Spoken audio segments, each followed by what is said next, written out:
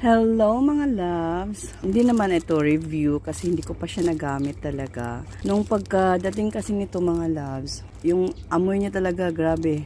Mabango masyado dun sa pa lang, sa pagkadating pa lang ng parcel kasi nag-spill na siya mga loves. Defective yung ito. Hindi siya talaga malak. Tapos pag iganon mo, may lalabas. Parang sira yung ito niya. Tapos ito din hindi nalalak. Ayan o. Nagkausap na kami ng Andrea's Secret. Inireklamo ko talaga kung anong nangyari dito. Kasi sayang naman mga loves. Marami din yung nayabu.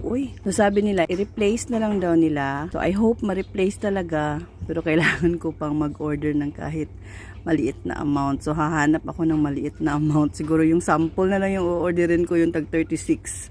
Kasi isali daw nila yung replacement nito. Mabango naman talaga ito mga loves. Ilagay ko yung link. Baka gusto nyo mag-try. So, thank you so much for watching. See you all in my next one.